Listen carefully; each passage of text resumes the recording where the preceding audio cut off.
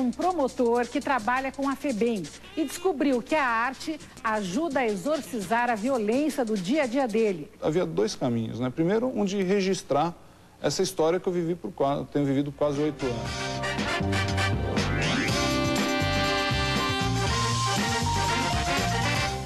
Quando a gente fala de qualidade de vida, uma das questões mais abordadas é como é que a gente pode diminuir a violência e o estresse do dia a dia.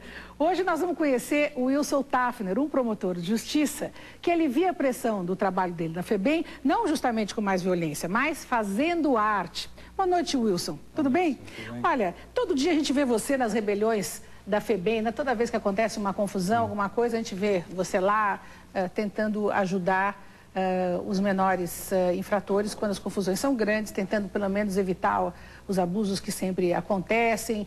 E eu fico imaginando que você é um homem que deve ter uma carcaça dura para aguentar, para aguentar, vamos dizer, esse cotidiano que é quase um cotidiano muito violento, com muita gritaria, com muito sangue, com muita injustiça, e também com muita violência lá dentro. Quer dizer, os menores também não são nenhum santo, claro, quer dizer, também são pessoas muito difíceis. E eu fico pensando como é que um homem desse conseguiu abrir espaço para pintura na vida. Como é que foi que isso aconteceu? Olha, na verdade foi meio que por casualidade, né? Eu comecei uma espécie de hobby há uns pouco mais de 5 anos atrás e involuntariamente, quando eu estava pintando, algumas coisas acabavam surgindo daquela vivência de promotor e daquilo que eu tinha assistido e vivenciado enquanto promotor.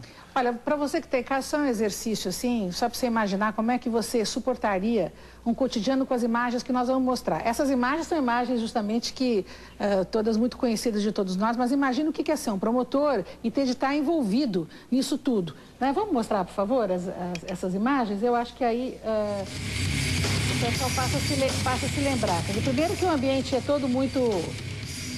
Essa foi uma rebelião... Quer dizer, Imigrantes, né, 99, é uma grande, né? Quando é que foi?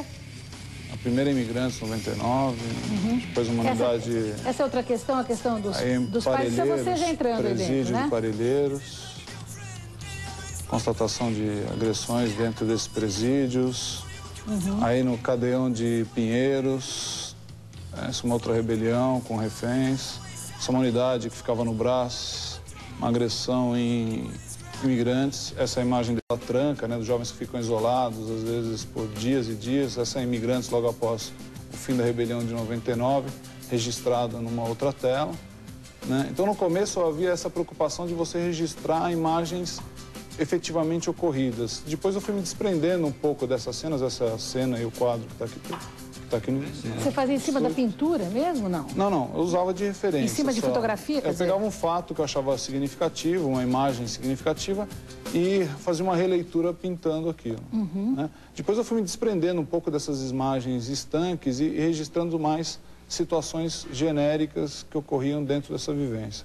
E aí isso também foi uma forma de soltar um pouco mais, né? Porque eu não tinha tanta preocupação de representar algo que já havia sido registrado ou por um filme ou por uma foto, e colocar um pouco mais de sentimento nessas pinturas. Aí você pode ver que as telas acabam ganhando uma proporção muito maior, né, e uma força de expressão muito mais, porque entra muito mais o sentimento do que o registro. Quer dizer, você foi virando cada vez mais artista e menos, vamos contador dizer, de histórias, um contador de histórias, ou quer dizer, a arte começou a ficar mais abstrata, vamos dizer, e a manifestação até da sua indignação e da sua... Ela ganhou mais sentimento, mais expressão e foi perdendo um pouco essa preocupação figurativa, essa preocupação de registro. É interessante isso. Agora, você vê, toda vez que a gente vive numa violência tão grande, que toda vez que a gente fala de FEBEM, são sentimentos mistos que a população tem. Quer dizer, de um lado, é lógico que você fica indignado quando vê as imagens todas de violência contra os menores e adolescentes, e de outro lado, é uma coisa meio que a própria população sente como se estivesse expurgando uma situação de injustiça, porque todo mundo, né, a grande parte da população já teve uma experiência de ser assaltado por um desses menores, já teve a experiência de ter alguém morto por algum desses menores.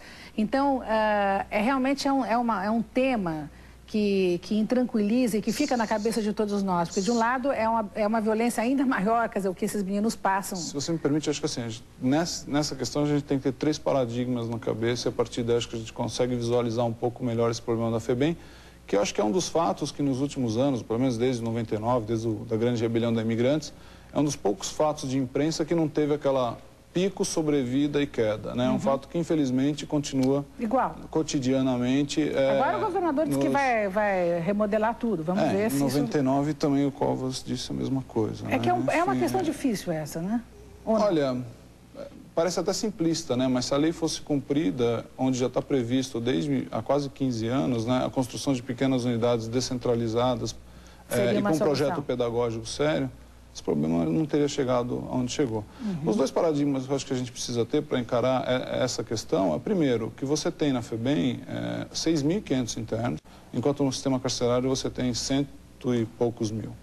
Desses 6.500 internos, na capital de São Paulo, são cerca de 5.000 por volta disso. Desses jovens vêm da onde? Eles vêm basicamente do extremo da Zona Sul, da capital, e do extremo da Zona Leste, principalmente de 5 bairros, né? Jardim Ângela, cidade Ademar, Zona Sul, Sapopemba, cidade Tiradentes, Zona Leste.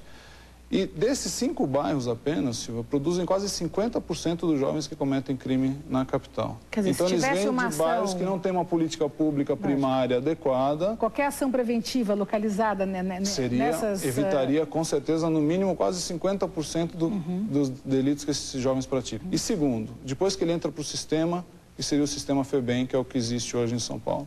O que acontece, não só quando nós os vemos, geralmente para televisão, lá dentro é muito, ainda mais violento telhado, do que...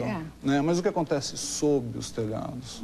Que tipo de tratamento está sendo feito ali dentro? Está sendo respeitada a separação? Olha, qualquer que seja o tratamento não está funcionando. Física. Então eu acho que a gente já teve tempo de ver que não está funcionando. As suas pinturas certamente retratam isso muito bem. A sua exposição está onde? Ela está na Casa Galeria, ali na Cardoso de Melo, 758. Vai até o dia, né? Aqui em São Paulo, na Vila Olímpia, vai até o dia 10 de junho. 10 de junho. Então, quem estiver passando por aí pode conferir o trabalho desse promotor